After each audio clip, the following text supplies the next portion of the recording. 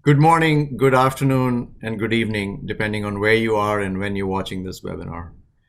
My name is Harish Malkani. I'm the Chief Technology Officer at CESMII. And we are very excited to introduce a webinar series called the Nth Degree of Smart Manufacturing.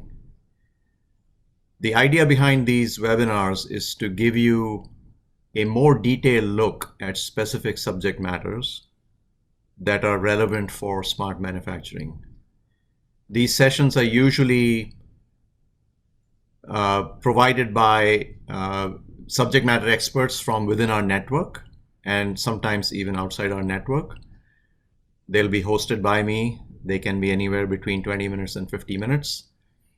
And today we are honored to have Dr. Servio Butkewitsch-Chose, who's an adjunct faculty at University of Pittsburgh. And he's going to talk to us about democratizing and accelerating smart manufacturing through optimization. So with that, Sergio, would you like to perhaps tell us a little bit about yourself?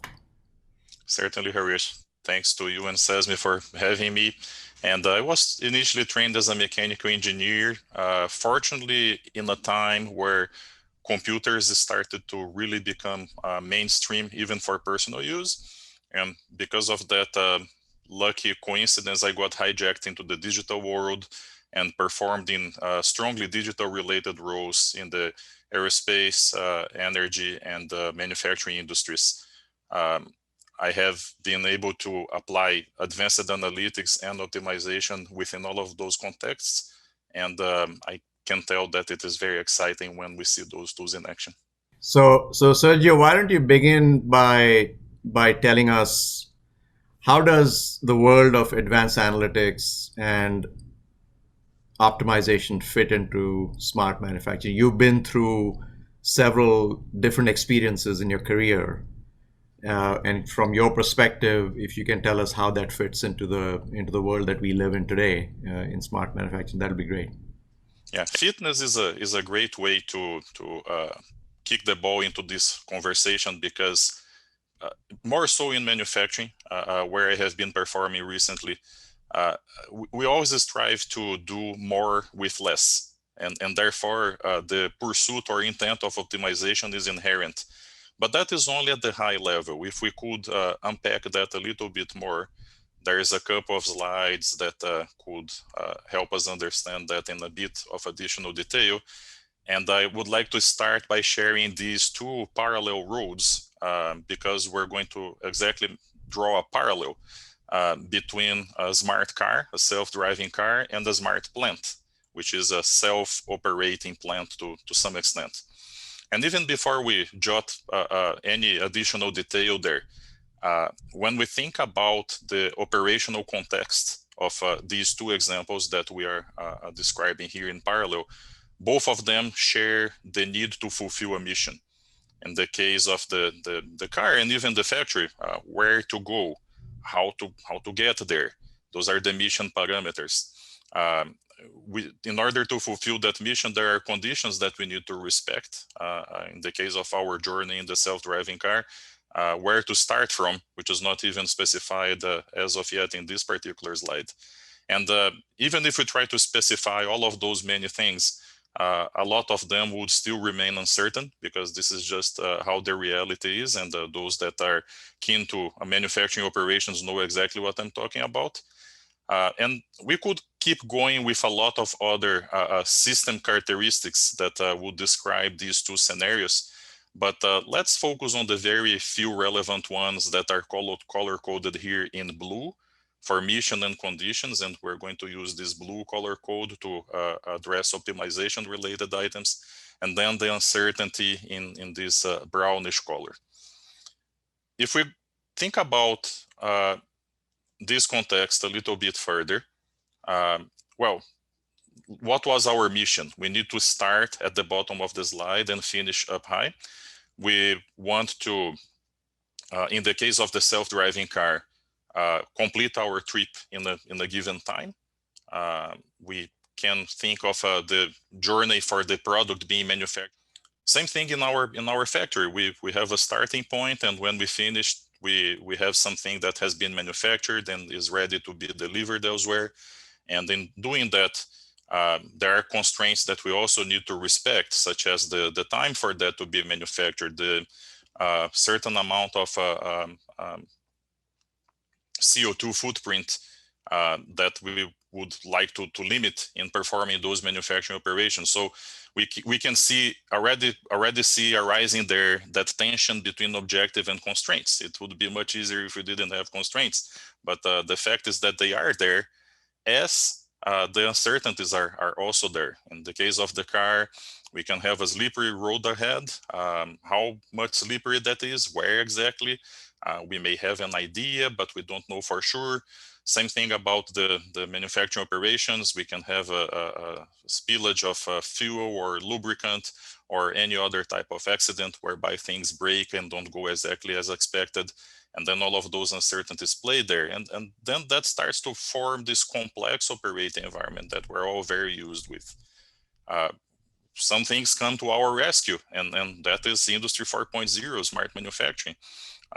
What about adding connectivity to our car, such that when those obstacles ahead in the road seem plausible or even we don't have any idea about them, whenever they are sensed, we can communicate with some stronger level of intelligence and drive that car in a safer way.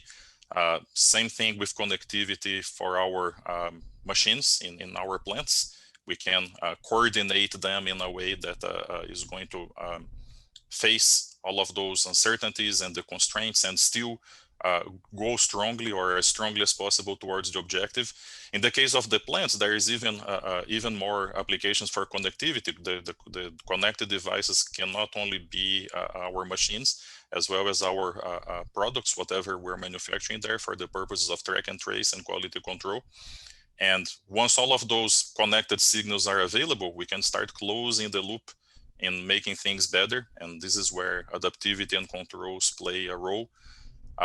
And in order to make all of that happen in a better fashion in the real world, what if we have that dry run or dress rehearsal with the digital counterparts, which are the digital twins, and there we see one for the car as one for the kinematics of the robot, and then everything gets this cyber physical duality, which is of course to our benefit as we try to navigate this brave new world. Getting back to our color code, how all of this comes together. Your question, Haresh, what are the drivers for optimization in Industry 4.0? Those are the drivers that come strongly from advanced analytics, but not only. And we can see the blue color code speaking for the elements that build the core for practicing optimization in the smart industry. And this is about making the right decisions that are translated as objectives that need to be achieved by respecting the applicable constraints. And we in industry are all the time faced with the challenge of allocating limited resources to fulfill a mission and then address the applicable constraints, because resources are of course limited. In order to help us with that, we can have a lot of connectivity, facilitating the flow of data that speak for those decisions, those objectives, and those constraints. That flow of data is not necessarily happening only in an open loop fashion. We can close the loop with controls, and we can dry run all of that in the digital environment upfront in order to fine tune things before they actually go to the field. And what is really impressive, given the architectures of the frameworks that are being devised to support activities in Industry 4.0, is that all of these components have this interplay, and we see that very strongly at any level, from devices all the way to the company with the MES and ERP and supply chain and beyond. Again, because the architectures for smart manufacturing are being parameterized in a way that these elements can fit at any level, and more importantly, integrated across all of them.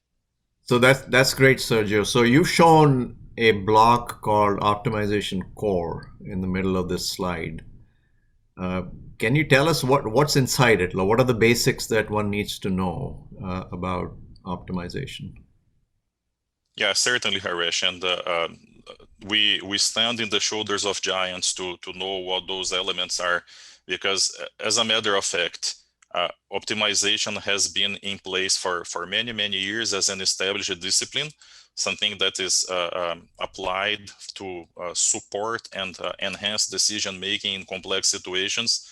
It's just that historically, our colleagues in the design function are more keen to apply optimization techniques. But again, with the growth of digital technologies, this is now as available as ever for manufacturing applications. But let's take a look at how our colleagues in design used to do this historically.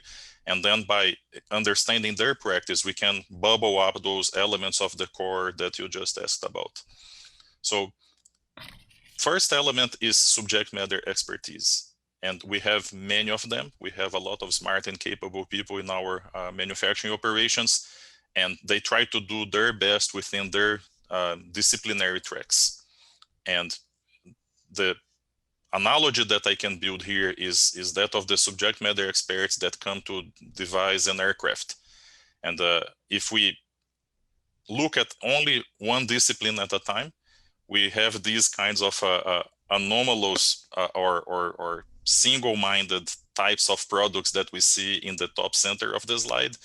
And even though each and all of them are very important on the right on to configure what a final good aircraft would be, we cannot look at only one aspect. So we need to kind of blend all of this knowledge and this subject matter expertise together in a way that makes sense to fulfill our mission subject to the constraints. And then the definition of the mission itself can vary tremendously. As for example, having a supersonic jet, such as the Concorde that we see in the top right, as opposed to subsonic jet that has the flexibility to be operated as a passenger or cargo plane, which is the very beautiful MD-11 that we see in the top left. How do engineers, designers know what is the exact dosage to get from all of these disciplines and apply to the final concept of these designs? Because they do this decision making in a systematic way. And the choice of systematic as our word here is very deliberate, because we look at the system at the bottom of the slide. And that system is going to have the inputs that we combine together to create the outputs. Some combinations will be subpar. By optimization, one would expect that they are recombined in a way that they become optimal. And that system can be at any level. I think you were alluding to that it could be at a level of just a piece of your process, or it could be at a level of a plant, it could be level of an enterprise, right? Because all of those elements that you just alluded to, they can be described at their scope, sometimes very local, sometimes gigantic, the scope of the entire plant, by something that ingests inputs and produces the corresponding outputs. And if we could only predict what the outputs would be given the inputs, we not always know that. And even when we think that we know that, there are the uncertainty considerations that we already alluded to a few minutes ago. But we can have very good educated guesses about that through our physics-driven models and our data-driven models to perform what mathematicians call analysis, which is exactly the problem that we're trying to solve. Given those inputs, how can we best infer what the outputs are? And because here we're going from the inputs towards the outputs, mathematicians call that a direct problem, because they flow the direct sequence leading from the inputs to the outputs. And again, in order to predict what those would be, we use models, also known as digital twins, right? Digital twins are just models in various degrees of fidelity. And we have them here playing their role in working as this crystal ball that can give us the outputs if we know what we want to input there. But optimization is about the reverse or the flip side of this coin, which is we want to prescribe certain outputs. We want to make a problem statement with the mission that we want to fulfill and the constraints that we want to respect. So we are starving to have some outputs exactly where we want them to be. And what are the combinations of the inputs that are going to lead to that? That sometimes being a Concorde, sometimes being an MD11. Well, for that, we go the other way around. Given the targets, which will be in the output side, something has to come and work to tune the inputs for us. And that something is an optimizer, which is just algorithms that sit in a computer in order to solve this inverse problem, because we're now going backwards from the outputs into the inputs, performing what mathematicians call synthesis. Unpacking that mathematical element a little bit further, we can now have a closer look into how an optimization procedure is actually stated for application. And the recipe is very standard for all kinds of design tasks where they originally started from a historical perspective, as well as every single manufacturing applications that I have been involved so far. And I have seen others also gathering significant success because they can apply this discipline of starting their problem statement by identifying what is the objective. Sometimes there are more objectives, but let's, for the sake of simplicity, have only one. And that objective is something that has to deliver an extreme value, like minimum cost or maximum first pass yield. That will be subject to constraints. Well, minimum cost, subject to the constraints that the quality levels are observed, and something to that effect. And in order to reach those objectives, respecting the constraints, which are the responses of our problem, there are some knobs that we can tweak, which are the decision variables. And that typically operates in an iterative manner, which is what is implied by this cycle that we see in the bottom left of the slide, such that we're going to minimize or maximize a function, which is the objective color-coded in blue, of the decision variables, which is a vector of X variables, subject to J inequality constraints, which is what we designate there by less or equal than 0, K equality constraints, as well as bounds in the decision variables. So let me pause here a little bit to give a little bit of materiality about what they are. So an example of inequality constraint is that we want the resulting mechanical property of a metal product, for example, to be greater than or equal to some lower limit or threshold. And sometimes we want a given geometrical dimension to be exactly at a certain point, and that would be the case of an equality constraint. And those knobs that we're tweaking to make those two other types of constraints happening, they are the decision variables, and we also don't have infinite freedom to tweak those decision variables. They need to remain within bounds, and hence a lower bound and an upper bound. And please, you cannot exceed speed of light or something like that. That would be an operating constraint, right? hopefully not. And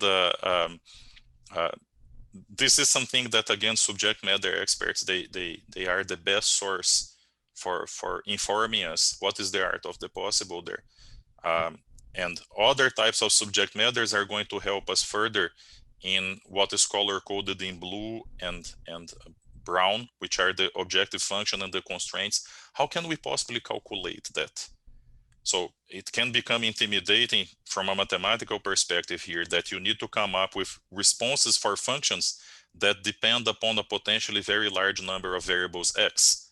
And then the answer is that we have a physics-based path to calculate those functions. So if your objective is the mechanical property of a piece that is manufactured out of metal, well, you can have a finite element model to estimate what that would be, and one.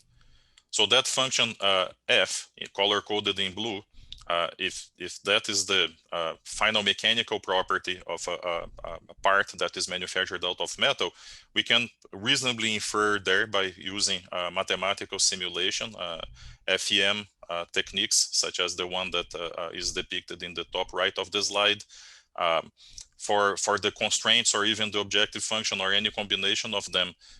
What if we have historical data out of our process, and then we typically know that for those particular values of the inputs, it is more likely rather than less likely that we have some failure rate, or that the dimensions end up being within gauge or outside the gauge.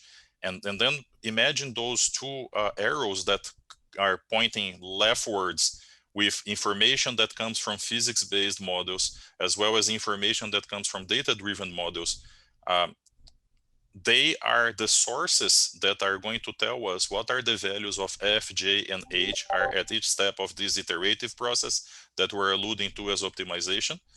And even though in their own selves, they are already very powerful ways for us to calculate those functions, the real power is that we have a hybrid approach combining some level of physics-based inference strengthened by data that we assume that is available because of the digital technologies that make them available these days. Sergio, is it fair to say that it's not like we didn't know how to do this, decades ago, because some of the mathematical theories and the physics-based models have existed for a long time. But what has not existed is our ability to efficiently develop the data-driven models and apply them in the way that you're showing here. And that's new now, right? Versus what we used to have before. That's correct. That is newer. But on the flip side, really in the vein of a positive challenge, even though this is newer, they have been around for long enough that they have proven their usefulness and their maturity. And honestly, the pacer for the adoption of these technologies is not the math or the tools, even though, again, they can seem a little bit intimidating given the mathematical complexity. But it's rather a decision-making and leadership attitude thing of, okay, let's give it a try. And if there is a business case that justifies that, the technology will be ready and they are available enough to make an impact. And of course, there's the computing part, right, which is very different now than years ago. So we have the access to computing power that is sometimes necessary in some of these optimization problems. Yeah, actually, you can do them very fast in some applications, even real time or close to real time. Mm-hmm. And even if there are budget limitations or anything to that effect that result in a scenario whereby the desirable computer power is not available, that is not a matter of if, it's just a matter of when. You can eventually leverage and benefit from all of these technologies. It is just that it's going to take a little bit longer, but even taking a little bit longer, the empirical evidence strongly suggests that it is advantageous to go for it, even when the resources scenario is not the ideal one. You can still be very positively surprised, I would say. And of course, if we have this conversation 6 months from now, we're going to have the new generations of computers, and what we thought to be perhaps a little bit too long for us to wait and see will no longer be that way. And we're going to be aiming higher. And this is how we optimize our view about optimization, because things just become more achievable overall. Right. So you've given us a fairly good idea about what resides inside the optimization box, right? So can you tell us how does all this happen? Like, how do you make it happen? What are the things that you need to have at your disposal to make something like this happen, to make it work? Yeah, so from a mathematical perspective and from a technology perspective, really not much beyond what we have been chatting the past few seconds in terms of having these functions being written in a way that reflect the problem that is to be solved, the computer and the data to allow these physics-based and data-driven models to be implemented and solved. But that is kind of the last mile of a more comprehensive journey, and that more comprehensive journey actually starts here, which is what is the ecosystem and the corresponding cultural underpinnings that will allow that ecosystem to operate in a balanced way towards making optimization a habit. And this is about having the business vision to set that direction. And once that direction is set, what is the combination of business technology elements that make that happen? And these business technology elements can be further broken down in IT and OT, which are very keen for us in the smart manufacturing arena. And I would add ET for engineering technology for two reasons. Number one, because of the heritage. As we saw in that introductory slide with the two aircraft, there is a lot of good legacy that we can reuse from engineering functions and design functions, and then optimization would be adopted more naturally in combination with manufacturing operations and the corresponding IT underpinnings.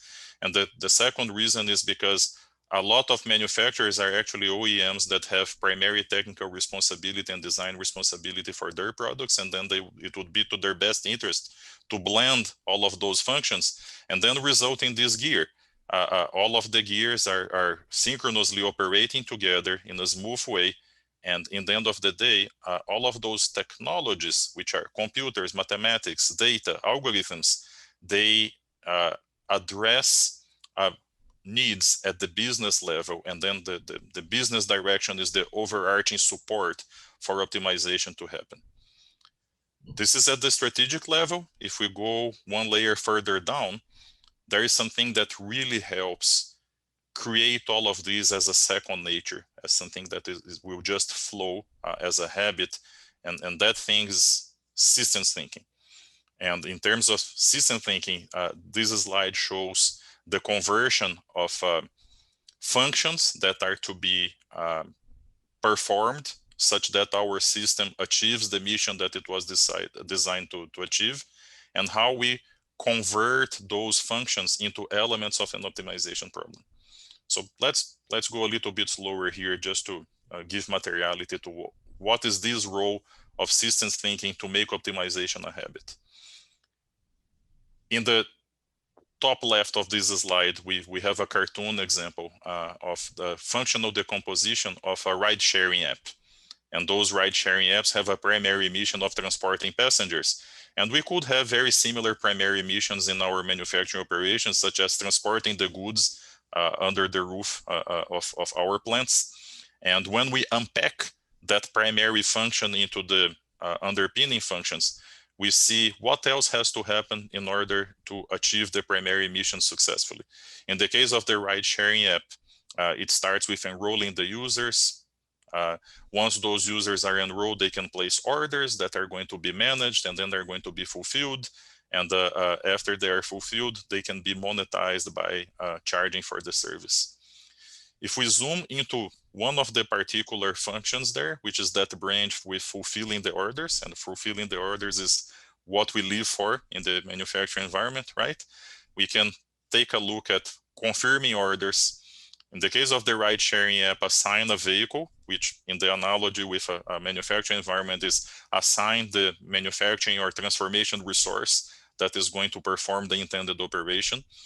Synchronize the user to the vehicle as we synchronize material to working stations, and then confirm the pickup, which is confirm that the product has been manufactured according to the quality specifications.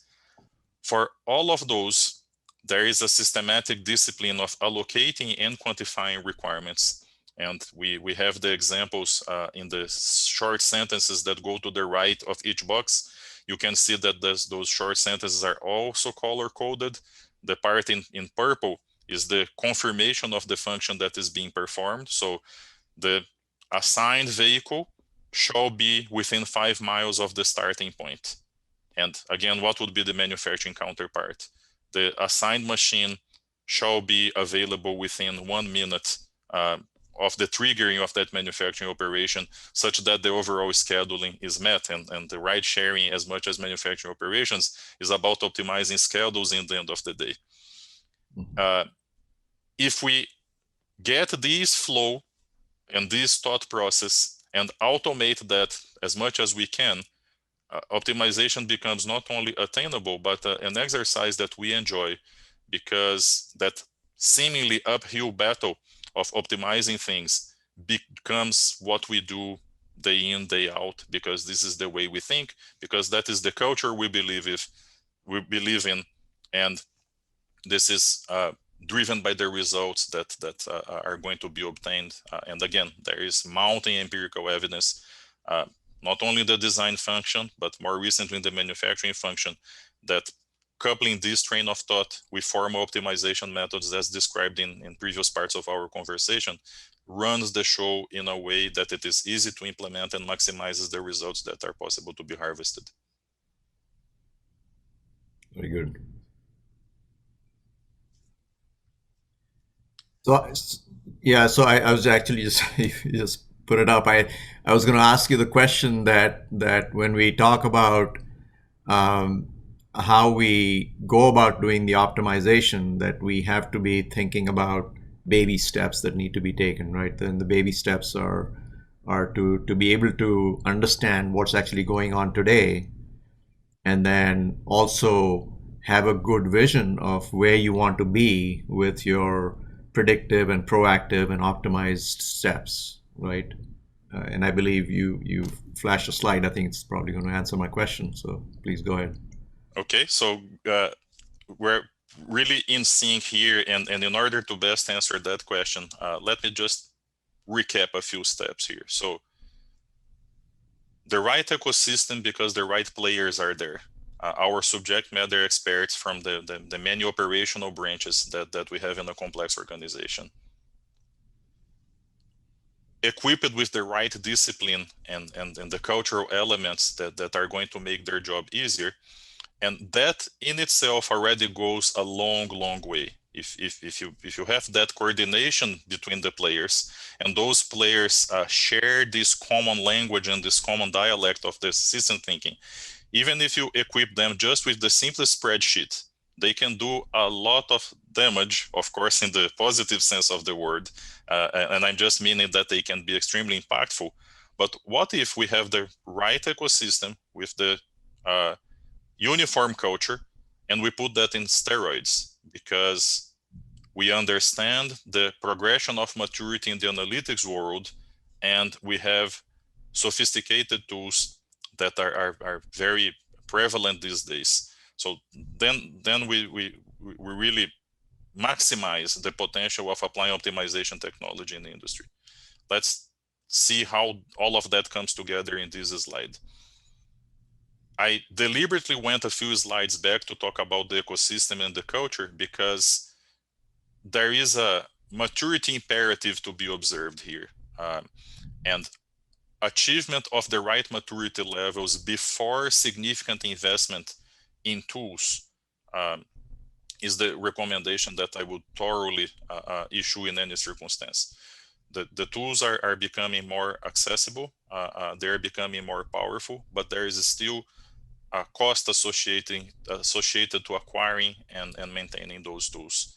And there is the cost of opportunity. If you go for a given tool, that means that you are not leveraging the power of the alternative tool. So decisions about tools cost, and they cost more if they are made before the adequate level of maturity is achieved. So let's continue to talk about the maturity first.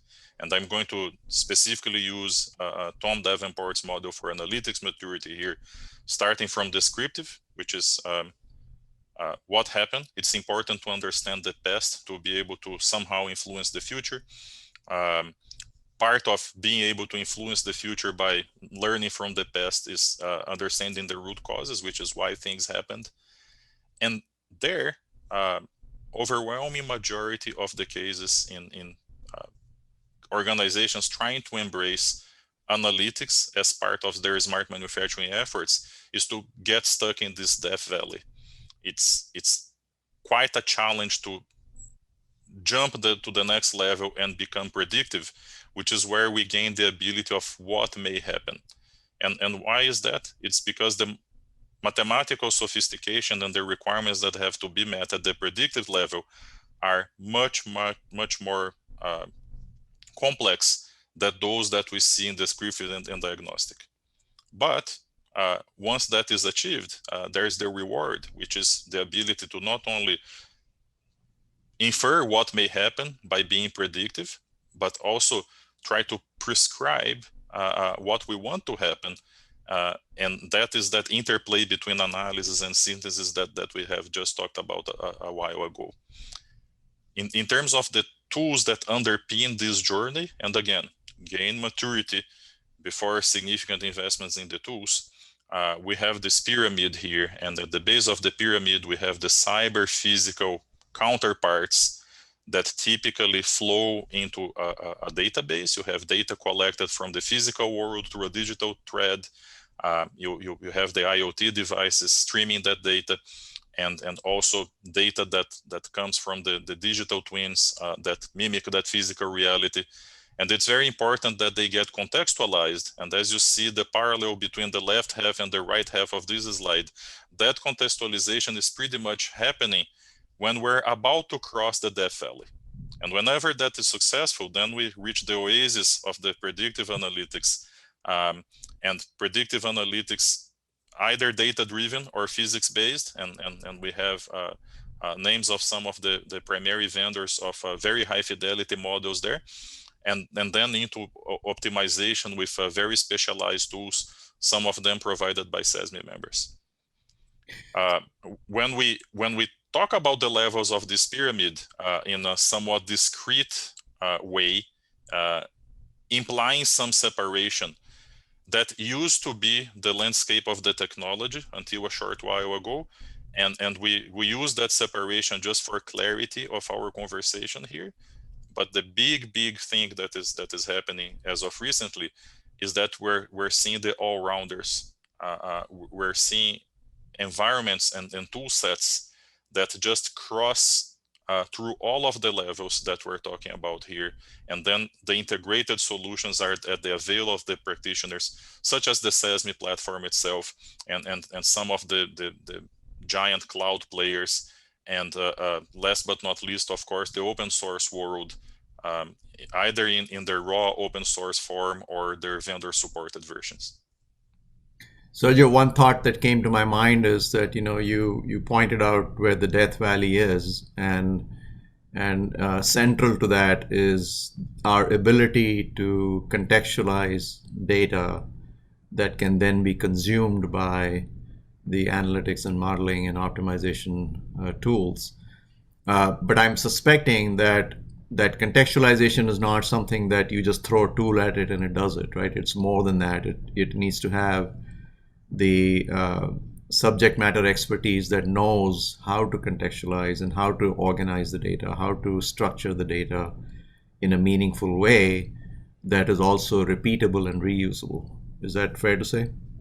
Yeah, more than fair. That is spot on. And this is the primary driver for this emphasis, which is build the maturity first.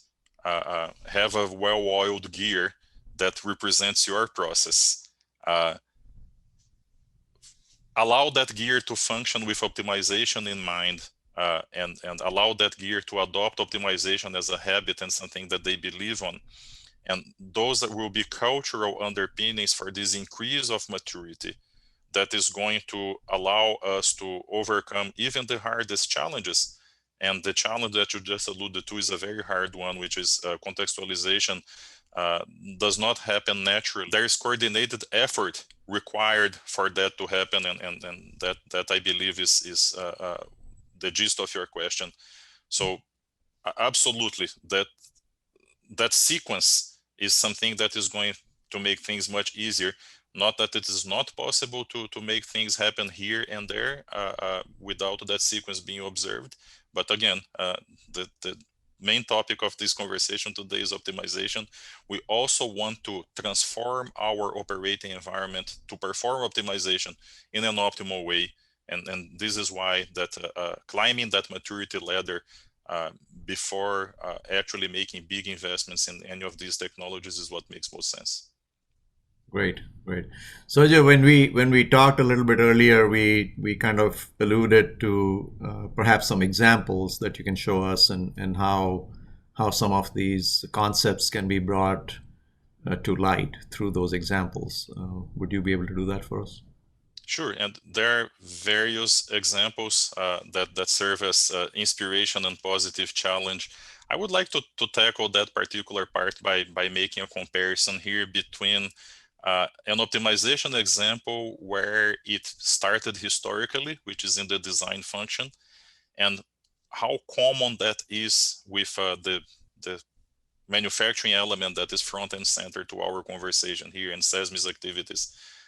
Again, at face value, at the surface, the contexts are extremely different. But I would like to once again encourage anyone that is motivated to pursue optimization to think about the unifying elements, to think about the commonalities, and they are expressed in this slide. So if we look at the left side, we have the very typical advanced project thinking when defining a new aircraft before that aircraft goes to the market. So one very, very common objective function, again, color coded in blue, is to minimize the block fuel, which is the total amount of fuel from gate to gate. And of course, we want that aircraft to be very fuel efficient, provided that it can fly its payload through the intended range. And then we have the payload being greater or equal than 50 tons beyond 3,500 nautical miles. And those are examples of inequality constraints, just to make the connection with some of the specific elements that we talked about early on. And how do we get there? Well, actually, there are hundreds of thousands of knobs that we need to tweak for this particularly complex product, which is the aircraft. But let's start simple and let's tweak just the geometry, such as the diameter of the fuselage and the plan form of the wing and some of the positions of the surface controls and whatnot. So this gives a flavor that even a very complex problem like defining an aircraft to be successful can be broken down in these building blocks that pretty much relate the same way as the theoretical optimization problem statement that we had a few minutes ago in our conversation. Looking at the right-hand side, same elements applied to the very different context. We want to maximize first pass yield. Why? Because that has the same economic implications as making the aircraft fuel efficient. But we also cannot do that freely. We need to observe the constraints, and then this first pass yield has to be maximum, subject to a given throughput, because there are contracts to be satisfied. In this case, we have another inequality constraints, greater than 50 tons per hour. Imagine that you have that rolling mill there, and then you really need to push material through.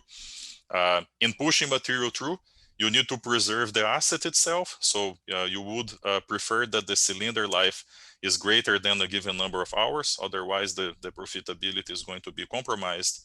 And of course, there are quality KPIs for the product, such as the exit temperature being less than a threshold, whereby certain metallurgical transformations would happen. And again, folks in the metals industry are very, very familiar to these constraints. And there is science and art in addressing all of them while still having the best possible first pass yield. This optimization problem is only translating with mathematical formality the ideas that go in the heads of the subject matter experts that are very familiar with this context. And as much as those guys are going to tweak some parameters, the optimizer will going to tweak similar parameters here. For example, varying the gap and the speed of this rolling mill within the example lower bound and upper bound for the decision variables that we see right there. The gap between 1 and 1.5 inches and the speed between 100 and 120 feet per second. So hopefully these two examples gave more context and materiality to how to apply optimization in the first place, because we kind of speak to the generic equations that have been presented before. And even more so, hopefully they are further motivation to encourage the practitioners and the users to leverage the decades of experience that exist in the design function and see that there is more of the same, more of that, when we want to instantiate those same techniques in the manufacturing environment. However, these are just static examples. We could have something even more material and more concrete if we have time to test drive in some Excel calculations. Yeah, all means, by all means, yeah, please. Okay, good. So since we have time for this quick Excel example, I wanted to fulfill the promise that was implied in one of the earlier slides shown in our conversation, which is this applies across all of the levels of our smart manufacturing framework. If that framework, for example, is represented by the ISO 95 standard, we see that at the top of the pyramid, we have ERP type of functionality because that speaks to the supply chain level. And then the optimization example that we're going to see live in action in Excel in the sequence is going to pertain to that particular domain. Okay, we could have analogously something at the MES, SCADA, or lower levels, but let's focus right there for the time being. Yeah, but I think what you're implying here is that, the lowest level is at the devices level, but then you're talking about an enterprise level and anything in between. So you could have a plant level, a line level, or a specific process unit or a unit process that you're talking about, right? You could apply the same thinking. This is the power of the culture. I'm glad that you brought this comment because connected devices are becoming very inexpensive, and the network infrastructure more so with the advent of 5G, even more so. But still, there will be budget and practicality limitations to purchase and deploy those connected devices. So how can we maximize the bang for the buck? And although this is a very informal way of state and optimization procedure, this Right. is an optimization procedure, and you should be able to optimize where, when, and which type of connected devices go into a particular application. And that is just an example of the optimization at the very lower level of the pyramid.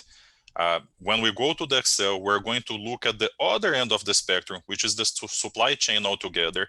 But, well, if the same line of thinking, if the same systems thinking is applicable to the base of the pyramid all the way to the top, then it is reasonable to expect that everything in between will be encompassed, as it really is. Again, there is mounting evidence about successful cases of application in this technology, not only at those intermediate levels, but also connecting all of them together in the completeness of the Industry 4.0 ecosystem.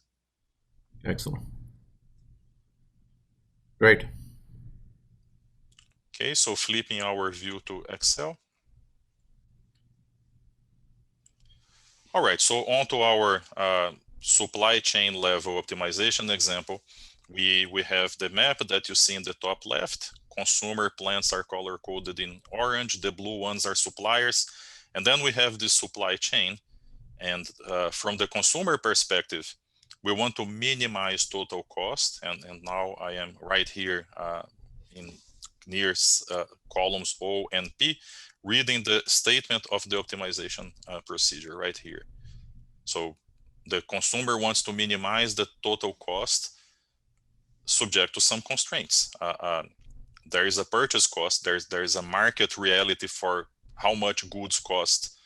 There is a market reality for how much it costs to transport those goods, depending on the relative locations that separate these plants.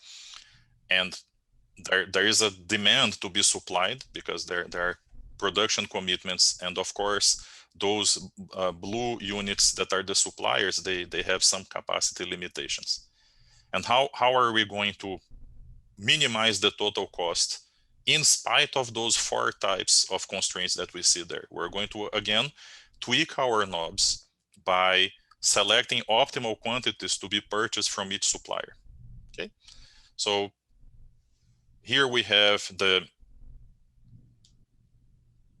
unit costs per each of the 4 suppliers. We have 4 of them.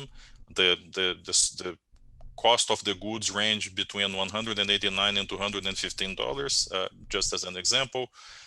Very small transportation costs here. And of course, for the transportation costs, we need this matrix that the cells in the matrix tell what is the cost of shipping something from supplier I to the consumer J. And here is how much those 3 consumers want or need to purchase. And this is how much the suppliers are able to provide. Okay. Our total cost then will be an artifact of the purchasing cost plus the transportation cost. And just to crank the engine, this is so abstract that it can even become nonsensical, but trust the math a little bit here. We initialize our purchasing plan, which is how much each consumer is going to procure from each supplier in the 4 different locations, and they're color coded in green because they are the knobs that we're tweaking. We just initialize them with 1. And by doing that, of course, the quantity supplied and the quantity consumed is much smaller than the ones that we are shooting for. But the optimizer is going to take care of that in very shortly. So a few sanity checks here, and this is why again the subject matter experts are so important, because we have initialized everything with once. We have a total of 23 units of transportation cost, and because we multiply all of them by 1, the transportation cost in our starting point is 23. So we can see that mathematically, the cost of transportation for unit purchases makes sense, because the total cost of transportation is the $23 that we see here. And then the cost of purchasing will be nothing more than the multiplication of the total supply versus the unit cost for each unit at each respective plant.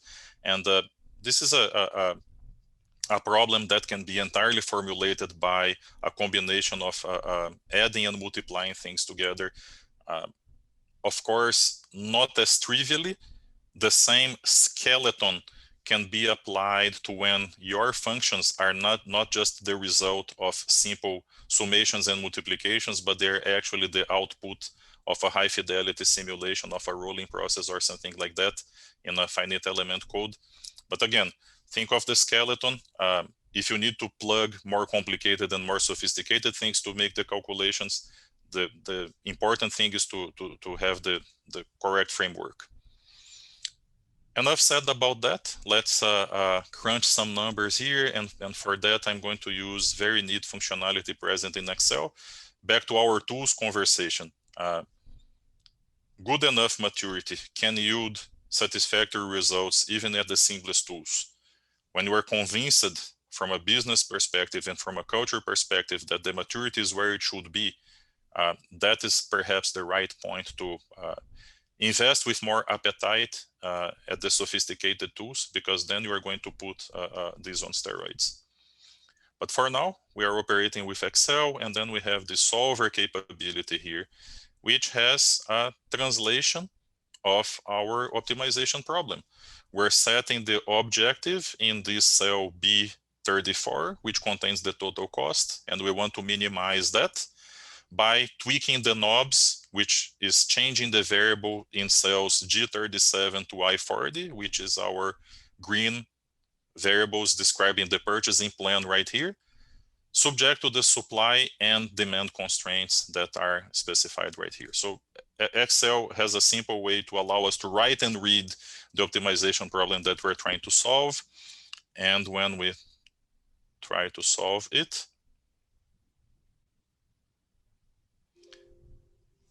we get something that would look like disappointment, but actually is not. So here we see this warning message, and the exclamation mark with this bold red leaves no doubt that we need to pay attention at this. Solver could not find a feasible solution because there is not a point whereby all constraints are satisfied.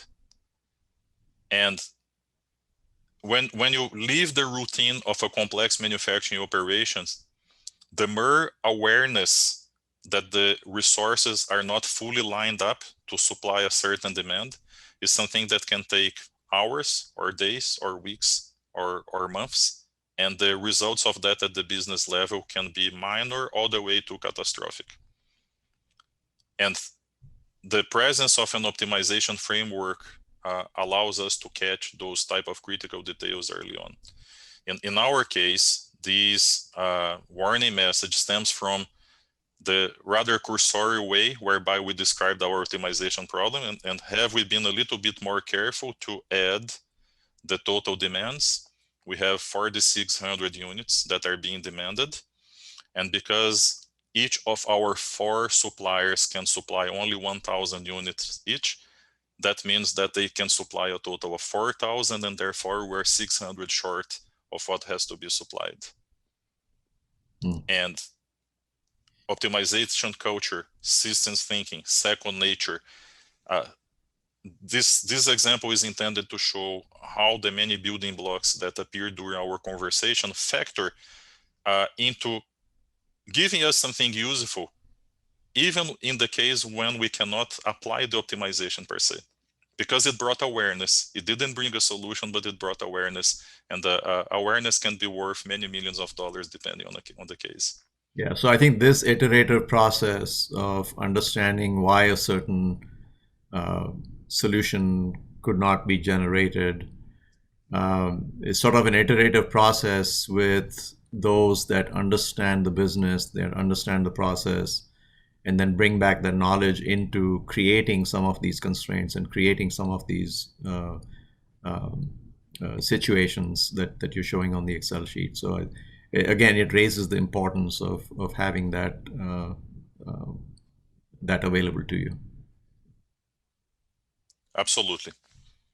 So we have an issue here of first things first, and let's assume that now we have a feasible starting point.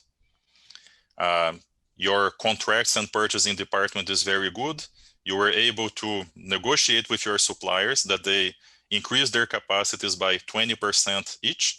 And now you have a total combined supply capacity of 4,800 units versus the same 4,600 total units of demand. So you have a little bit of a buffer, and your purchasing guys are so good that neither the cost of the goods or the cost of transportation were increased as a reflex of that capacity increase. Okay, so kudos for the procurement department of our virtual operation here.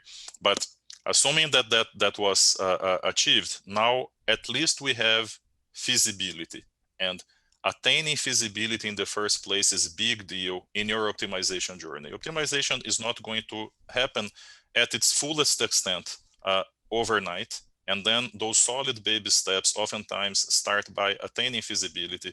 And this is what we attained by changing from the previous tab in this example to this new scenario, okay?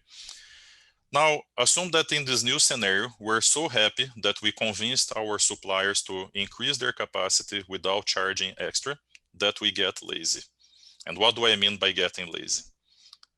I'm going to just uniformly tap on what each of those suppliers can provide.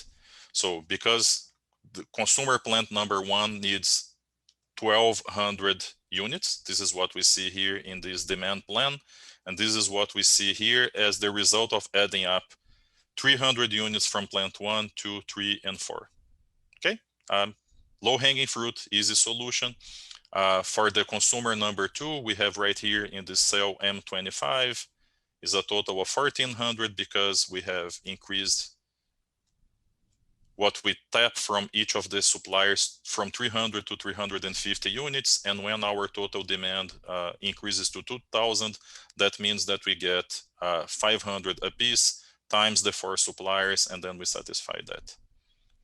From the supply side, when we look at these 4 rows, 1,150, they are 50 units below what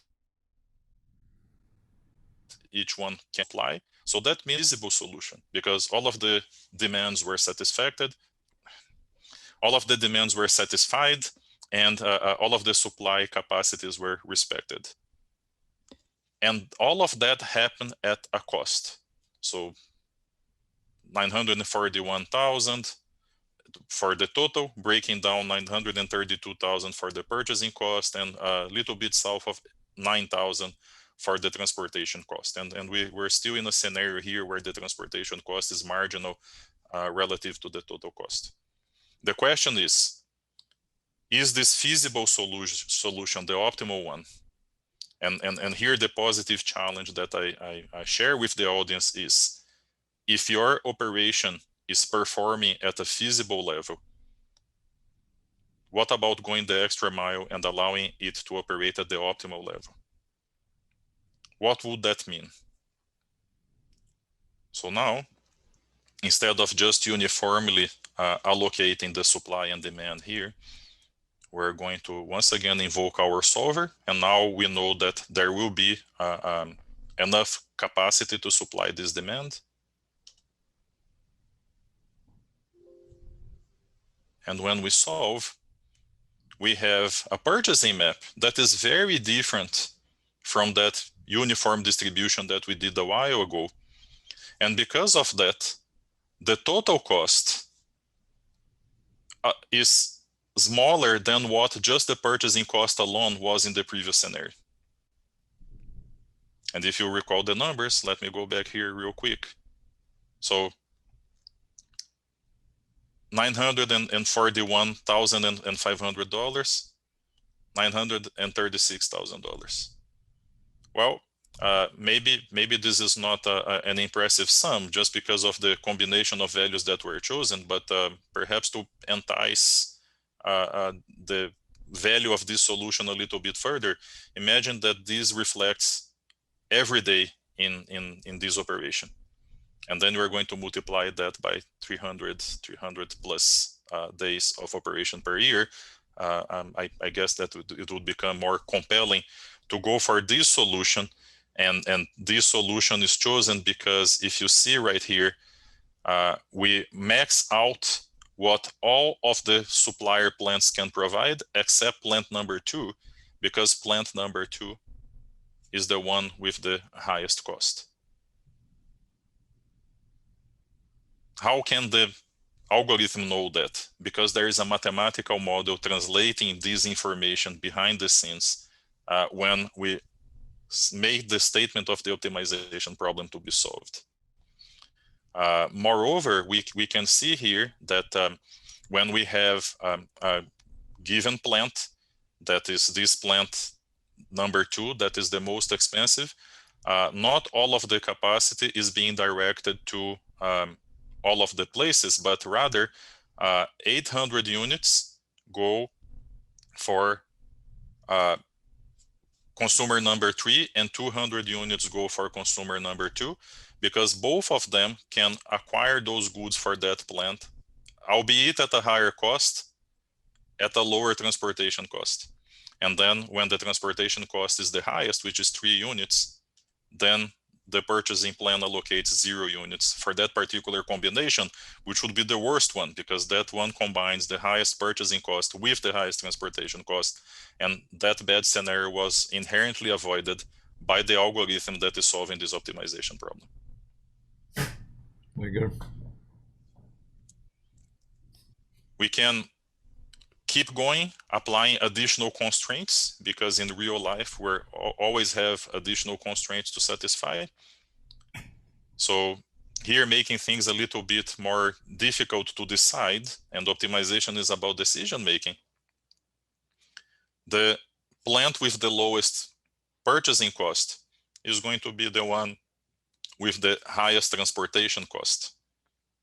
So now we have a little bit more of a dilemma, and let's have the solver taking care of it. And once the solution is devised, we see that yes, the purchasing cost being the smallest one still offsets the penalty that we got for the transportation cost, but because the smallest transportation cost happens when supplier 3 is shipping its goods to consumer 3, then we lump all of the items purchased from supplier 3 into that particular location, because that is going to minimize the impact of the increased transportation cost, which is what we added as a complication in this particular scenario.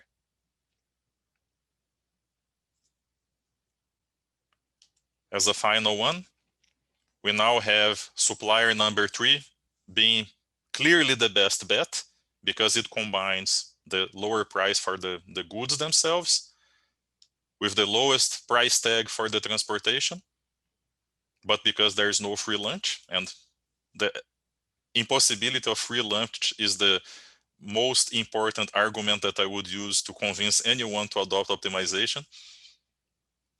This very inexpensive plant can supply only 500 items. And I was careful to increase what plant 1 can supply, such that we're still in the feasible region. And in that scenario, we can solve again. And we still use every possible drop that supplier 3, the nicest one, can provide. And we allocate the purchases at the other ones in a way to mitigate the impact of this limited supply capacity by the unit that would entail the lowest cost altogether. So the harder the decision-making problem you need to face, the harder you are confronted with the reality that there is no free lunch, the stronger is the role that optimization can play at the decision-making in your operations. Again, from a supply chain level, as we are tentatively describing this example, all the way to tweaking what the operating parameters in a machine will be, or allocation of workforce. You define. This is your decision-making problem. This will be your optimization problem. And hopefully this will be your benefits in adopting these as an important part of your smart manufacturing culture.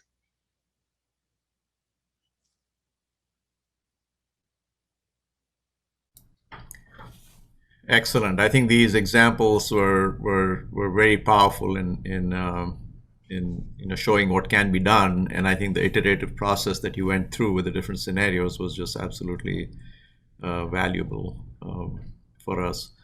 So, we've talked about a lot of stuff today. There's a ton of information that can be shared further. Obviously, I mean, you could run full courses on optimization, and we certainly don't want to do that on a webinar like this. So, what are the key things that you want the audience to go away with? What are the few things that you might highlight from your talk? Yeah, so from our example, let's wrap up with those takeaways. And you're absolutely right. We could go many courses about this. Actually, the one I teach at the University of Pittsburgh has similar exciting examples, and we're trying to build this culture with the new generations, and our future analytics citizens are starting to apply these as they go through their grad studies and then join companies. But in any case, and I believe and hope that the example spoke for itself, the business case is very compelling. You cannot pass it. I would definitely encourage and even positively challenge each and every one of you watching to this conversation with Haresh today to at least consider what optimization can do for your business. Again, it is too compelling for just to be passed upon. However, if you make the conscious decision to go for that, and I hope you do, it is not trivial. Of course, being realistic about the journey to get there, there is maturity needed to institute optimization, but that would build from system thinking and advanced analytics. And there is a wealth of references and sources of help for that. CESMII being one of them through its network of experts, and the CESMII platform that is bringing together a lot of those elements in order to make it easier to contextualize data, which will increase the maturity and allow for the systems thinking. Also, keep your subject matter experts engaged. If you have a subject matter expert in logistics, it will take only 5 minutes for that individual to grab an Excel spreadsheet, craft an example similar to the one that we just shared, and start earning you important dollars. But it will take much longer if you don't have that subject matter expert. And there is the risk of using the tool with an inadequate formulation, and for obvious reasons that is going to backfire. And I could have left the subject matter expert embedded into the previous bullet, because that is part of the build-up of maturity. But because I cannot emphasize enough how important that is, please have that as a separate bullet point in its right own, just because that is so crucial. There is no wheel to be reinvented there. There is a very, very strong legacy that has been utilized for decades very keenly by the design function. And even though at face value, the manufacturing operations and the design function might seem very different, there is that common mathematical underpinning that can bring them together. And therefore, a lot of horsepower that is readily available can be inherited and deployed into manufacturing operations. I can speak for my first-hand experience, and a lot of very successful practitioners in the community can vouch for this reality, whereby reusing these artifacts from the design world, we can more rapidly and efficiently deploy optimization in the manufacturing context, and more so in the smart manufacturing context, because it was always possible to perform optimization for manufacturing operations. It's just that in the 4.0 version of that, everything is much easier and much more impactful. Excellent. Those are great takeaways, Sergio. So I personally think that, I think the manner in which we have to start thinking about optimization for manufacturing, it's not a silver bullet, right? We have to think about these points that you raised. Think about why we are doing it in the first place, and what is the use case for it, and then flow down from there with all the great points that you made. I think the examples that you showed were eye-opening from a standpoint of those who are just beginning to think about optimization. Those are simple use cases with some simple tools, but obviously we have a wealth of fantastic, sophisticated tools out there that can help with more complex problems. So I think the audience needs to sort of understand that and keep that in mind as well. Well, I want to thank you on behalf of CESMII and its members for spending this time with us today, Sergio. Excellent talk, a lot of good stuff in there. If the audience has any follow-up questions, feel free to contact us. The emails are listed at the bottom right of the slide. And we look forward to a continued engagement with the audience, as well as you, Sergio. In the future, I can certainly see that there may be points of interactions with our members and perhaps some other speakers who may want to speak on the same topic. So once again, thank you for doing this for us, and have a safe day. My pleasure. I think I should thank you both on behalf of the manufacturing community and the optimization community, because this opportunity of bringing them closer together can certainly be extremely beneficial. Excellent. All right. Thank you, Sergio. We're signing off.